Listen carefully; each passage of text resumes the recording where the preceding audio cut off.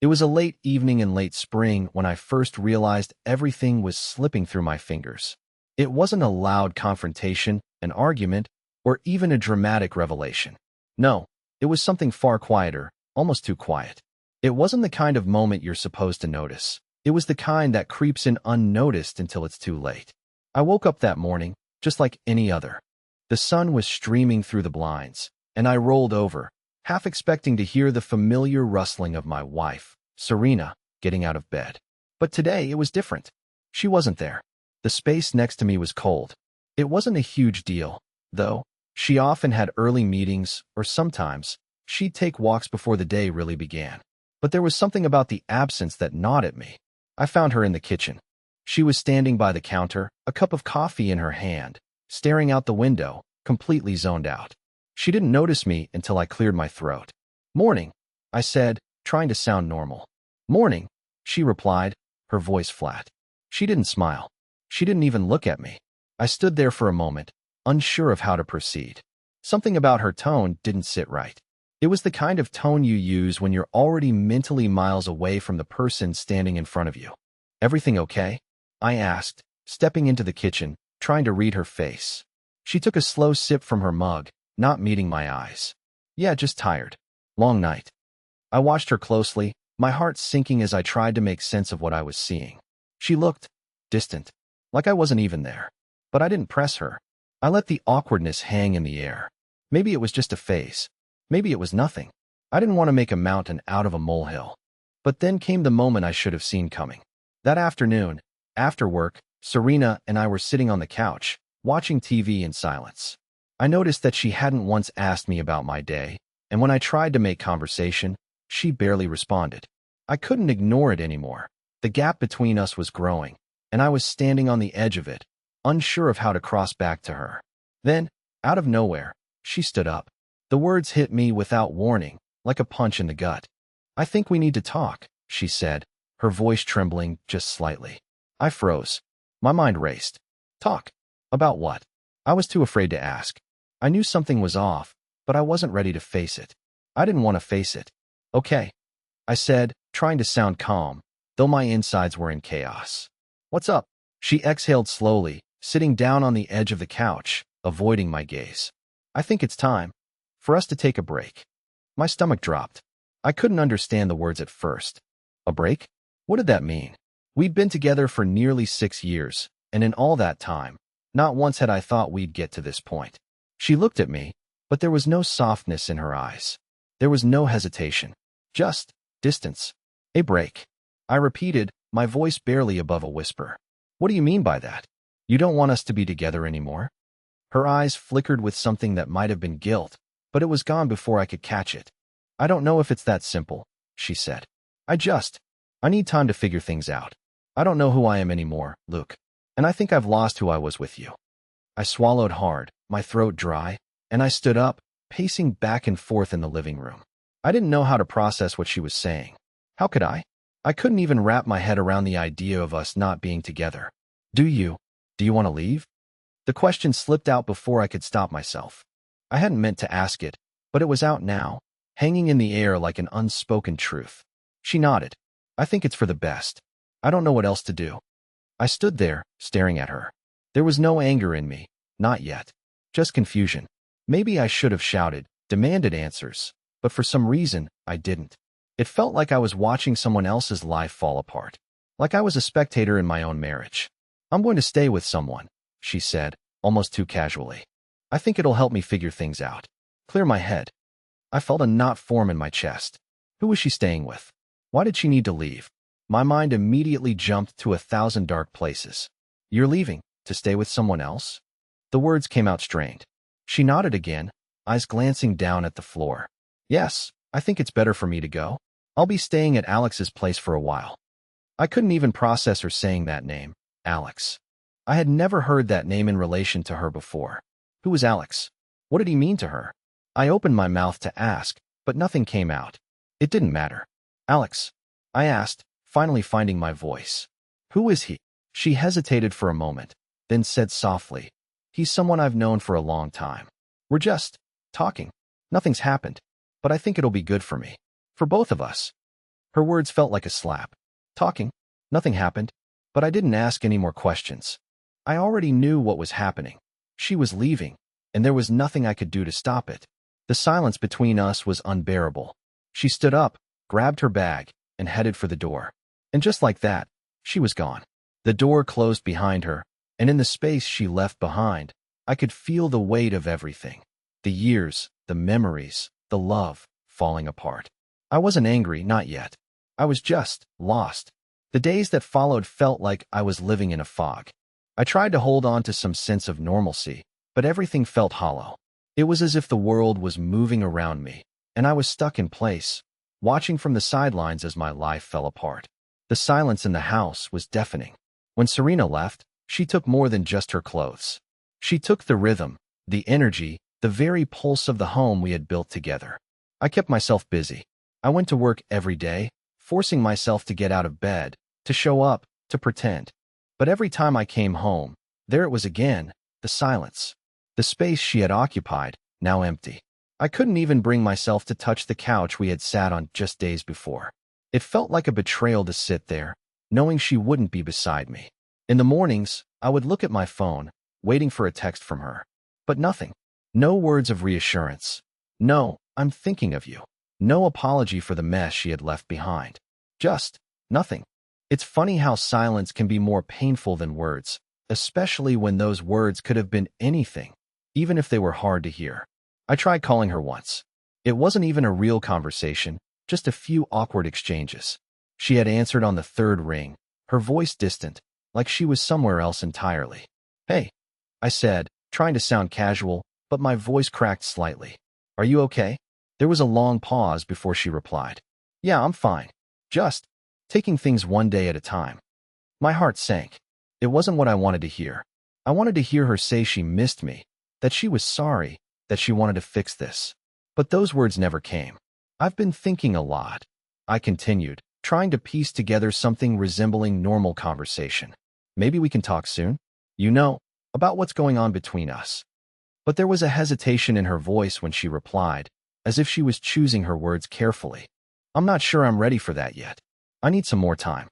And then, just like that, the conversation ended. No closure, no answers, just a hollow promise of time. Time for what, though? Time for her to figure out if she wanted to stay with me. Or time for her to figure out if she wanted something else. The worst part? I wasn't even sure if I wanted to know the answer. I was terrified of what the truth might be. The following weeks blurred together. I spent nights tossing and turning, thinking about everything that had led up to this point. I thought back to the small signs that had shown up before she left, moments I had brushed off or dismissed. Was it all just building to this? Had I been so blind? I spent hours replaying every conversation we'd had in the last few months, wondering if I had missed something. Maybe I wasn't the husband she needed anymore. Maybe I wasn't good enough. There were moments when I doubted everything I knew about myself. If I had been a better partner, a better listener, maybe she wouldn't have turned to Alex. The questions kept coming, but no answers came in return. Then, one night, something happened that shifted everything. I had just finished dinner alone in the quiet, still house when I received a message from an unknown number. It was brief, and the text left me reeling. "We need to talk. I don't want to do this over text. Can you meet me?" I didn't know who it was at first. I stared at the screen for a long time, my heart racing. Was it Serena? Had she finally decided to come back, to explain herself? My mind was racing, but my fingers hovered over the phone, unsure if I should respond. After a few seconds, I replied, "Who is this?" The reply came almost instantly. "It's Alex. I think we need to clear the air. Can we meet?" I felt a cold wave rush over me. Alex. The name that had been lingering in the back of my mind. The name I had barely been able to stomach hearing. This wasn't some random person. This was the man Serena had turned to for comfort, for whatever it was that I couldn't give her anymore. I stared at the message, my hands shaking. What did he want? Why now? Why was he reaching out to me? I knew this could be a mistake, but part of me, maybe a part one didn't even want to acknowledge, felt like I had no choice. I couldn't keep living in this limbo. I needed answers. So, against every instinct telling me to walk away, I agreed to meet him. We arranged to meet at a cafe downtown. I showed up early, hoping to calm my nerves, but it didn't help. I kept replaying every possible scenario in my head. Would he try to explain things to me? Would he apologize for what he had done? Or would he simply lay bare everything I had already feared? When he walked into the cafe, I barely recognized him. Alex was tall, with dark hair and a confident, almost cocky air about him. He wasn't the type of man I would have ever thought could come between Serena and me. But then again, I didn't know what was really going on. None of us ever really do we? He sat down across from me, and for a moment, neither of us said anything. The silence between us felt thick, like we were both waiting for the other to speak first. I opened my mouth, but before I could say anything, he spoke. "I didn't want this to happen," Alex said, his voice surprisingly calm. "I never planned for it to go this far, but things just happened. I know you're angry, and you have every right to be, but I need you to understand, this wasn't all on me." The words hung in the air. I wasn't sure if I wanted to hear what he had to say, but there was no turning back now. I leaned forward, my hands clenched into fists on the table. "I don't care about your excuses," I said, the words leaving my mouth before I could stop them. "Just tell me the truth. What happened between you and my wife?" He didn't flinch.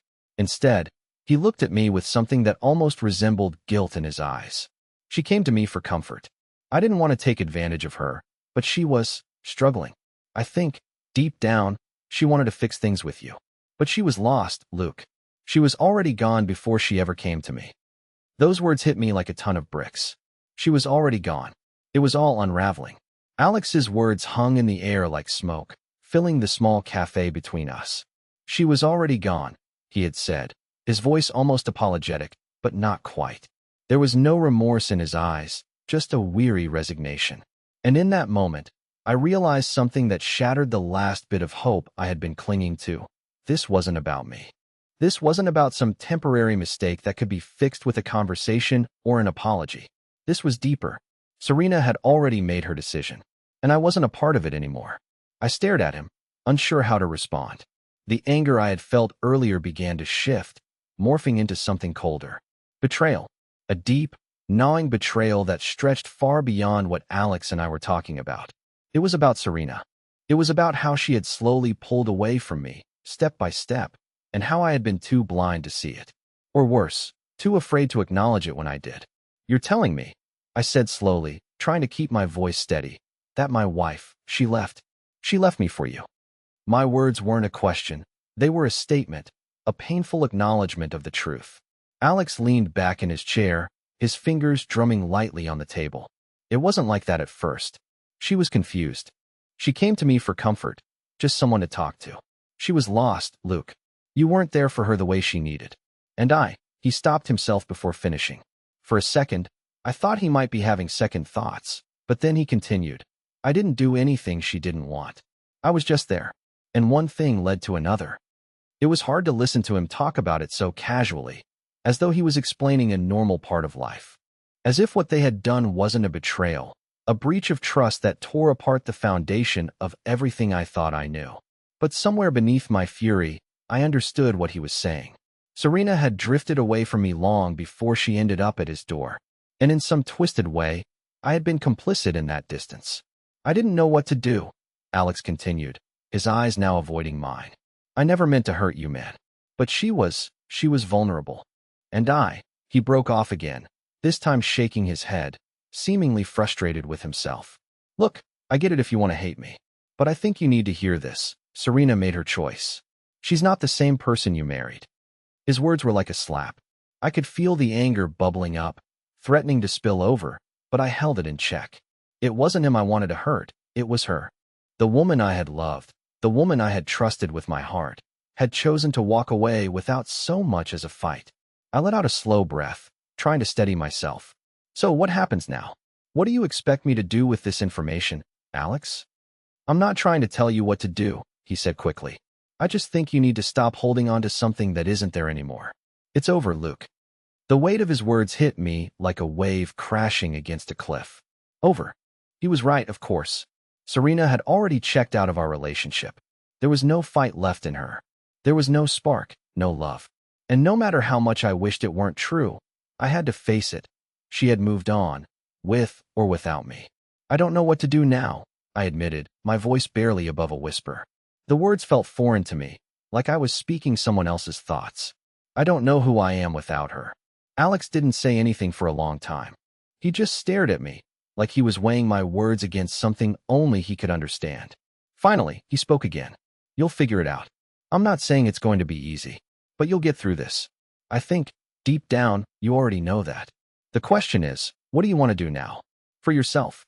It was an unsettling question. For the first time since this nightmare began, I realized that I had no idea what I wanted. All I had known for the past 6 years was Serena. We had built a life together, one that I thought was unshakable.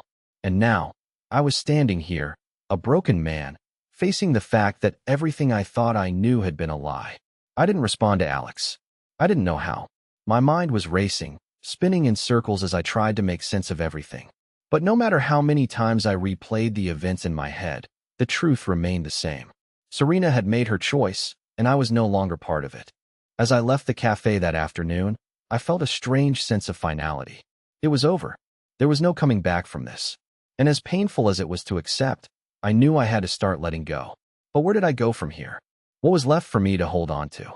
I drove home in a daze, my thoughts clouded by everything Alex had told me, everything Serena had chosen. I wasn't sure if I could trust her again, if I even wanted to. But the more I thought about it, the more I realized that trust had been broken long before she left.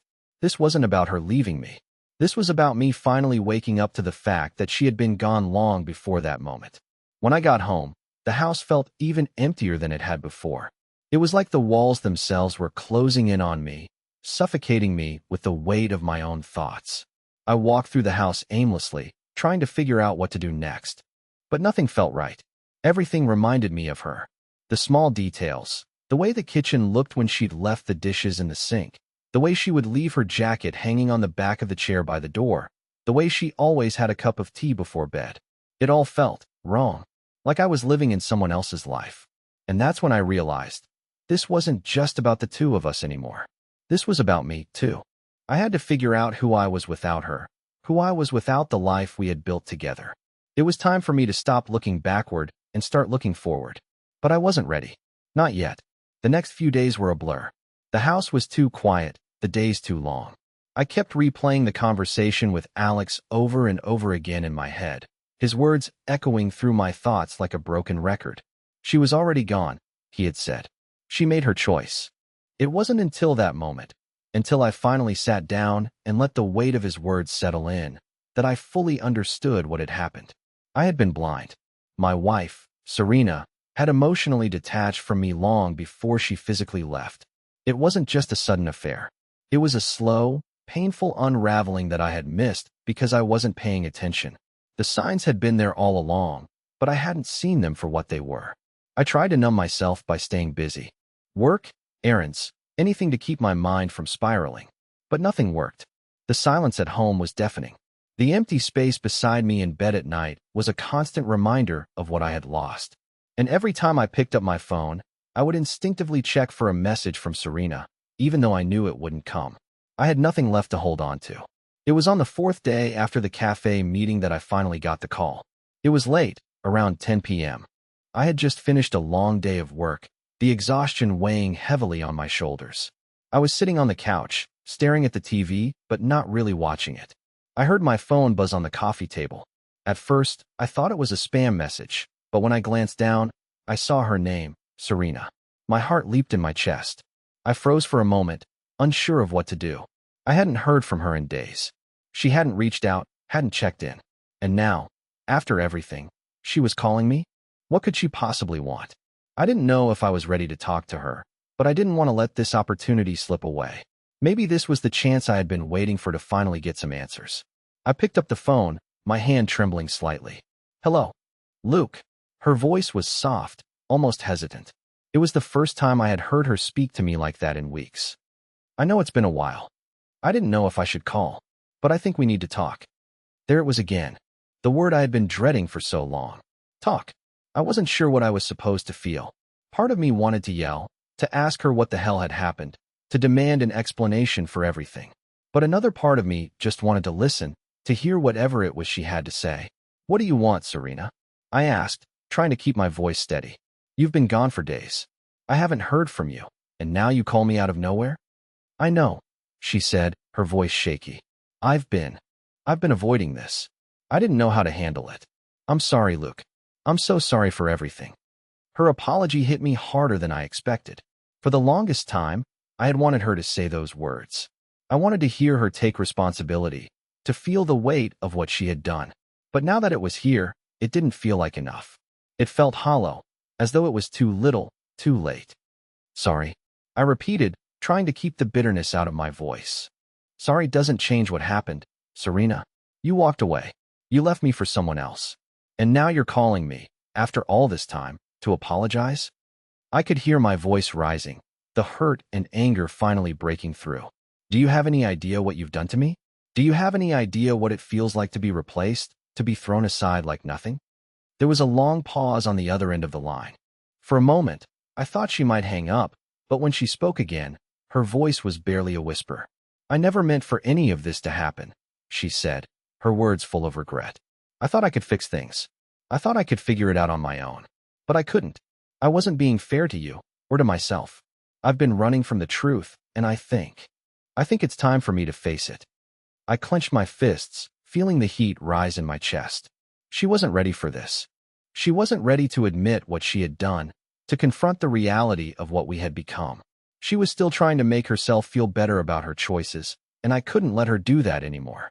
I couldn't let her drag me through this hell any longer. So what now, Serena? I asked, my voice cold, distant. What do you want from me? You've already made your choice. You've already moved on. I'm not some safety net for you to fall back on when things get hard. I know, and I don't expect you to forgive me. I needed you to know that I'm sorry, and I need to figure things out for myself. I can't keep running away from this. Her words felt like a slap, but not because they hurt. It was because they confirmed everything I had been trying to ignore for so long. She had already checked out. She had already moved on. She was still trying to justify her actions, still trying to convince herself that she wasn't the bad guy in all this. But she was. And as much as I wanted to make it work, as much as I still loved her, I knew I couldn't be the one to fix it anymore. You need to go, Serena, I said, the words coming out harsher than I intended. You need to figure your life out, and I need to figure out mine. I can't keep holding on to something that's already gone. There was a silence on the other end of the line. I waited for her to say something, but she didn't. And in that moment, I knew. It was over. There was no coming back from this. Goodbye, Luke, she said, her voice almost inaudible. And with that, she hung up. I stood there, the phone still pressed against my ear, listening to the faint buzzing of the disconnected line. The finality of it hit me like a ton of bricks. Serena was gone, and with her, everything we had built together. The house, the memories, the dreams we had shared, gone in an instant. But for the first time in weeks, I didn't feel anger. I didn't feel sadness. I felt relief. A strange, cold relief. It was over. And somehow, I knew that was the first step toward healing. The days that followed felt like I was walking through a haze. I couldn't bring myself to pack away her things, to change the sheets, to pretend I was moving on. There was no rush to fix anything, no one to impress. I had no clue how to begin rebuilding from what was left. It was as though I had spent so many years constructing a life with Serena that when she left, she took everything with her. My hopes, my plans, my sense of who I was. And now, with the phone call behind me, the silence that followed was the loudest sound I had ever heard. There were nights when I sat at the kitchen table, the clock ticking louder than it had ever before, staring at the empty chair across from me. It felt like a death in the family, but there was no funeral, no closure. Just the gradual realization that I was alone. I hated the stillness, the nothingness. At work, I kept my head down, pushed papers around, met deadlines, but all I could think about was what I'd lost. I went through the motions, but nothing seemed real. The life I had built had vanished in a matter of months, and I was left trying to hold onto the fragments of it, but they slipped through my fingers like sand. I stopped answering calls from people who wanted to check in. I didn't need their sympathy. I didn't want to hear it. Friends and family asked how I was doing, and I'd give them the same tired answer. I'm fine. The truth was, I wasn't fine. I was barely holding it together. I didn't know who to talk to, and even if I did, I didn't know what to say. Serena's absence was like a wound that kept reopening, and I couldn't tell anyone the real story, not the part where I had been left for another man. Not the part where the woman I trusted with my heart had taken everything I thought we had and thrown it away without a second thought. And then there was the day I found the letter. It wasn't in her handwriting, but it was addressed to me. I don't know why I hadn't found it sooner. Maybe I had been avoiding it, or maybe it had slipped under the pile of papers I hadn't bothered to sort through. But there it was, hidden beneath a stack of old receipts and unopened bills. The envelope was simple, the writing neat but distant. Luke, I know this might come as a surprise, but I need you to know something before it's too late. I've made decisions that I can't take back, and I've hurt you in ways I'll never be able to explain. But I'm not sorry for everything. I couldn't believe it. It was like a gut punch, the words so raw and honest that they stopped me in my tracks. My hands shook as I unfolded the paper, the scent of her perfume still lingering on it. I hadn't expected to read something like this, something that didn't come from a place of regret, but rather a brutal clarity. What we had wasn't just about love. It was about comfort, routine, and the familiarity we gave each other. But I lost myself in that. I couldn't tell you. I couldn't admit it. But the truth is, I've been empty for a long time. I'm not asking for forgiveness. I'm not even asking for understanding. But I need you to know this. Our love wasn't enough. And I need you to move on. I read the letter over and over again, each time hoping the words would change. But they didn't. They were the same, sharp and cold. Serena had already made up her mind. She was gone, not just physically but emotionally. She had been checked out long before I realized it. I had tried so hard to hold on to something that was already slipping away, and now, here it was, laid out in black and white. Our love was never enough. And that truth stung more than any betrayal could. The most heartbreaking part wasn't that she had chosen Alex or that she had left me. It was that I had always thought we would be able to get through anything. But this was something neither of us had seen coming. I didn't know what to do with the letter. I didn't know if I should be angry or if I should let it go. But I couldn't ignore it. Serena had poured her heart out in a way that I had never seen before. She had been honest in a way that I couldn't even recognize. And as much as it hurt, I had to admit something to myself. I wasn't sure I wanted to try to fix things anymore. I had spent so much time chasing after her, trying to repair a relationship that was broken long before she walked out. And now, in the quiet aftermath, I was left to figure out who I was without her. Who was I when I wasn't trying to be a husband, when I wasn't living for someone else's happiness? The man I had been, the person I thought I knew, was lost in the wake of all this destruction. Days turned into weeks. I didn't know how to begin healing, but I knew one thing. I couldn't stay here forever. I couldn't stay in this empty house, where everything reminded me of what I had lost. I started packing up the things she had left behind, not with anger, but with a quiet resolve. It felt like I was erasing the last remnants of her, clearing space for something else, for whatever was left of me. And that's when I decided it was time to move on. For real this time. I wasn't doing it for Serena.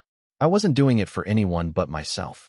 I couldn't keep living in this limbo, waiting for something that would never come. I didn't need her to fix me. I didn't need her apology. I just needed to start again. But starting over wasn't as easy as I'd hoped. There were nights when I sat on the edge of the bed, staring at the empty space beside me, wondering if I would ever be okay. Would I ever be able to trust again? Would I ever feel whole? I didn't have those answers yet. But one thing was clear. I had to keep moving forward, even if it felt like I was walking in the dark. The days blurred into each other. At first, I thought I'd feel relief when I started packing her things away, when I began clearing out the remnants of our life together. I thought it would be a cathartic release, a way to finally let go and move on. But it wasn't. It was like shuffling through the ashes of something that had once been a raging fire, and all I was left with were these charred fragments of memories. Each piece I touched, each item I set aside, felt like a punch to the gut. The picture frames, the small trinkets she had picked up during our travels, the books we'd read together. Everything had once been part of something that seemed invincible. But now it all felt like a lie. I found myself spending hours in that empty house, replaying everything over and over again in my mind. How had it come to this? How had I failed to see it? It wasn't just her leaving that hurt. It was the realization that she had checked out long before I even knew there was a problem. In the weeks after Serena left, I thought I had been doing everything right. I had tried to be the best partner, the best husband. But she had already grown distant, emotionally checked out, and it felt like I had been running a race I didn't even know I was in. By the time I realized I was losing, it was already too late. As much as I tried to avoid it, I kept thinking about her. I'd walk down the street, and I'd see couples holding hands, laughing, and it would hit me like a wave. I had once been that person, the one who was loved, the one who was looked at like everything would be okay, no matter what. And now, I was the one left behind, standing on the outside looking in. I didn't know how to fix this. I didn't know how to fix me. The truth was, I felt hollow. The man I had been in that relationship was gone. I had put everything I had into her, into us. And now there was nothing left. There was no magic fix, no quick recovery. I had to come to terms with the fact that it was over, really over. And for the first time in my life, I realized I had no idea who I was anymore. It wasn't until I took a long walk one night that I realized something. The sky was dark, the air crisp. The city was alive around me, but I felt like I was moving through it in slow motion, detached from everything. My phone buzzed in my pocket, pulling me out of my thoughts. I didn't recognize the number. For a moment, I hesitated. I knew it could be anyone. Work, a random solicitation, maybe even Alex trying to explain himself again. But something pushed me to pick up. "Hello?" I said, my voice barely above a whisper. "Luke." The voice was familiar, but it took me a second to place it. "Serena?"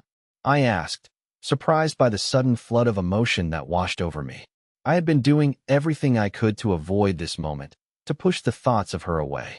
But hearing her voice, it did something to me. "Yeah, it's me," she said softly, almost like she wasn't sure if I would pick up. "I didn't know if I should call, but I need to talk to you." I could feel the anger rising inside me, a part of me screaming to hang up, to cut the tie and let it all go. But another part, one I hadn't fully dealt with yet, wanted to hear her out. Maybe I wanted the answers. Maybe I just wanted to understand. "What is it?" I asked, trying to keep my voice even. "I've been thinking about everything, Luke," she started, and I could hear the hesitation in her tone. "About us. About what I did and why I did it. I don't expect you to forgive me. I don't even think I deserve forgiveness, but I need you to know. I never wanted to hurt you. Not like this." Her words hit me harder than I expected. I had spent so much time being angry at her, at everything that had happened, that I hadn't allowed myself to really think about her side. I hadn't thought about why she'd made the decisions she did, why she had walked away. "I don't understand why it happened, Serena," I said, frustration and confusion creeping into my voice. "I don't get it. We had something good, didn't we? We loved each other. Or at least, I thought we did." "We did," she replied quickly, her voice breaking. "We did. I thought I loved you. I thought I knew who I was when I was with you. But somewhere along the way, I lost myself. I wasn't happy, Luke. And I didn't know how to fix it. I didn't know how to talk to you about it. I kept pushing you away, and I'm so sorry." I felt a pit form in my stomach as her words settled in. She was sorry, yes. But she was also making excuses. She was trying to justify what she had done, and deep down, I knew there was no way to turn back time. The damage was done. The foundation we had built together had cracked and shattered long before she left. "Serena," I said, trying to keep my voice calm, but the emotion was leaking through. "You can't keep saying sorry and think it will make everything okay.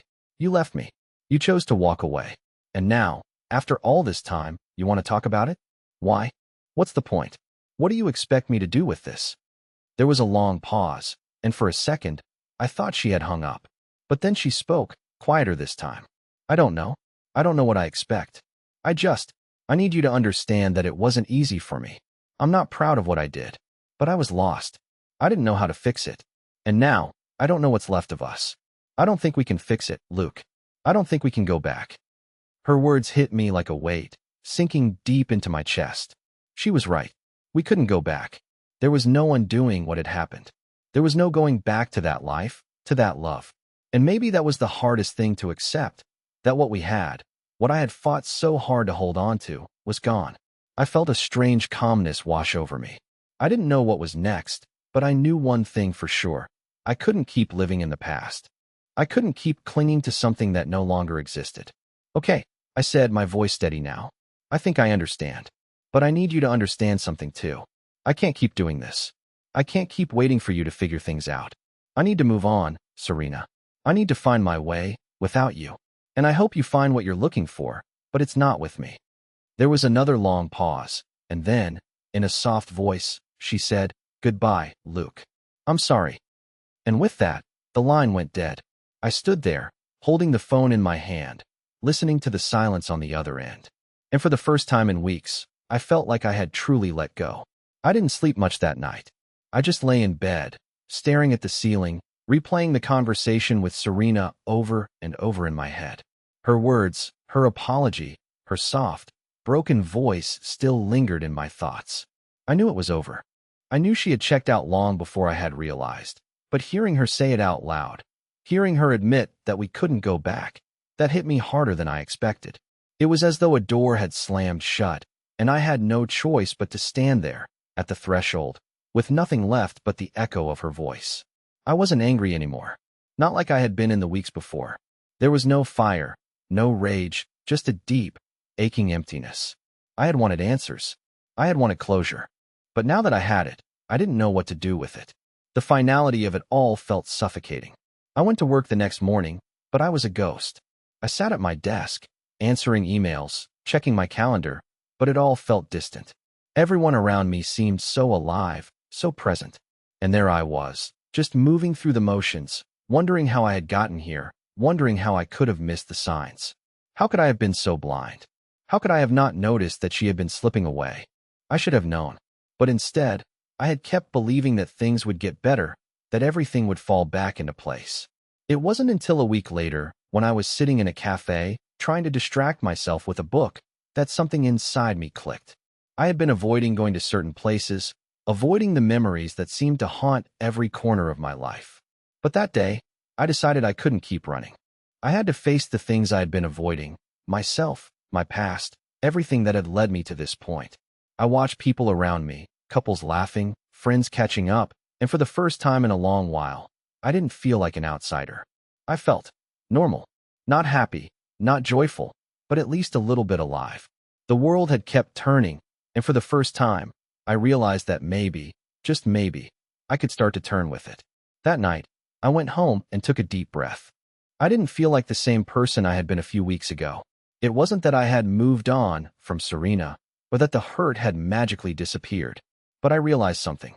I had spent so much time trying to fix something that was broken beyond repair.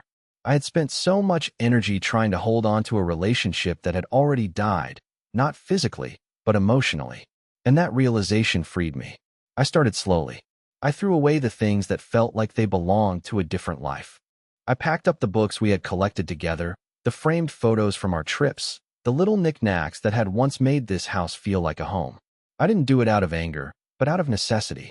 I needed to clear the space, both physically and mentally. I couldn't keep living in the past. As I sorted through the boxes, a strange feeling came over me. It wasn't sadness or anger. It was peace.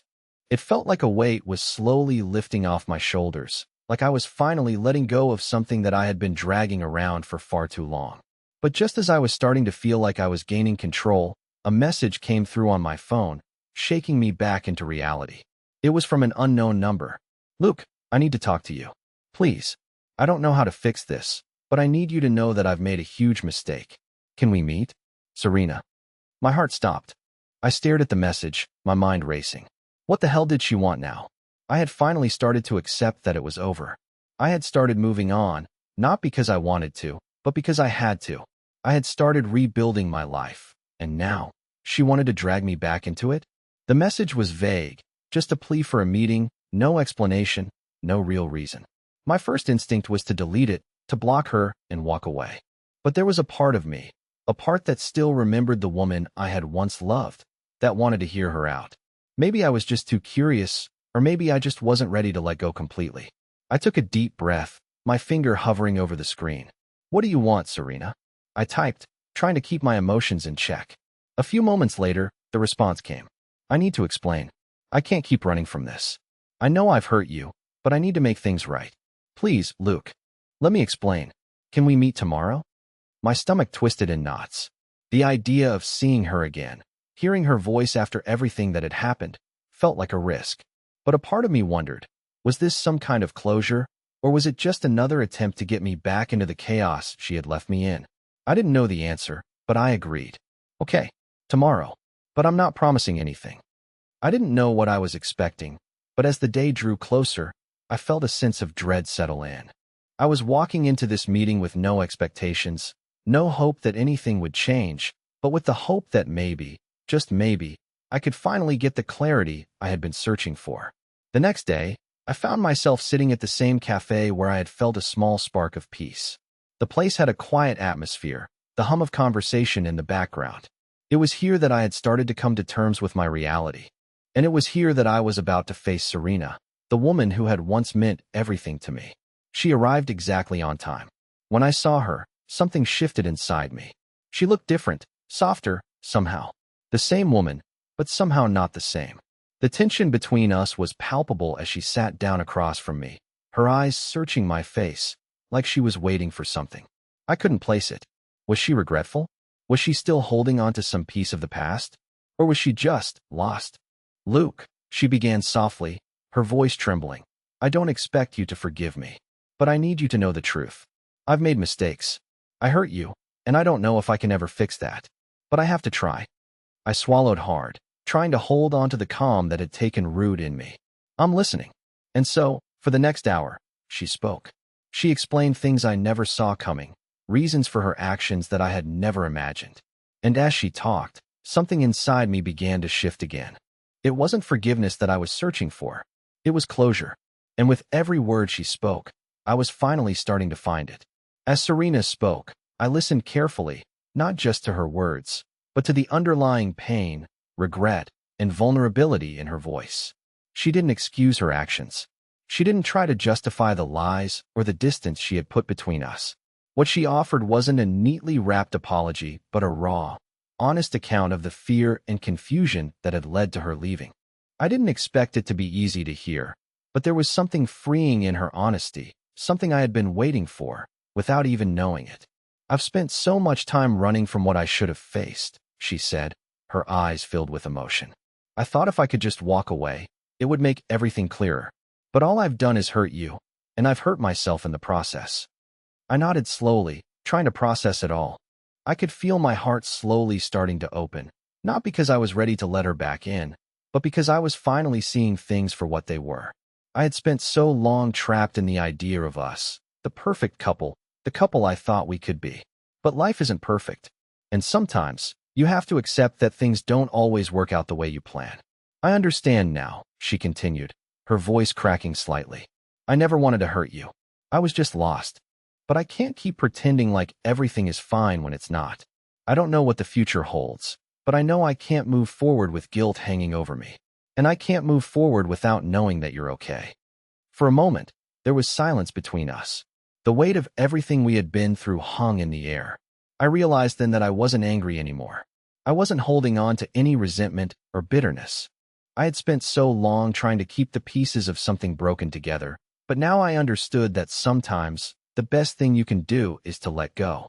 Let go of the past. Let go of the person you thought you would be, and open yourself to the possibility of a future that isn't dictated by what came before. I'm not sure what's next, I said, my voice steady but calm. But I think I'm ready to start over. For myself. I've spent so much time waiting for things to go back to how they were, but that's not going to happen. And that's okay. She looked at me, her face softening, a look of relief washing over her. I'm glad you're saying that, she whispered. I think that's what I've needed to hear. I think we both need to start moving forward, even if we're not sure where it'll take us. There was no grand gesture. There was no dramatic reconciliation, no sweeping kiss. What there was, however, was an understanding that life goes on, and that we are not defined by our past mistakes, but by how we move through them. We were both broken in our own ways, but that didn't mean we couldn't rebuild. Not together, at least not romantically, but separately. There was something incredibly powerful in that realization. We sat there for a while longer, simply talking. Talking about things we hadn't addressed in years. Our dreams, our fears, the people we were becoming. It wasn't a magical moment, but it was enough. It was the kind of conversation you have when you're finally able to let go of the person you thought you couldn't live without and learn to live with yourself. When the time came to leave, we both stood up. There were no tears, no apologies, no regrets. Just a quiet acknowledgement that it was time to move on. As I walked away from the cafe that day, the weight that had been pressing down on me for so long began to lift. I didn't have all the answers. I didn't know exactly what my future would look like, but for the first time in a long time, I felt a sense of freedom. Not because Serena and I were finished, but because I was ready to step into the unknown and trust that I would be okay. I was no longer defined by my past or by what I had lost. I was defined by the person I was becoming. The person who was willing to accept the hard truths, to let go of what couldn't be fixed, and to start building something new. I didn't need to have all the answers to move forward. I just needed to take the first step. And so, with a deep breath and a quiet smile, I took that step into the future. Not with bitterness, but with hope. Not with fear, but with courage. I didn't know what lay ahead, but I knew one thing for sure. I was finally free.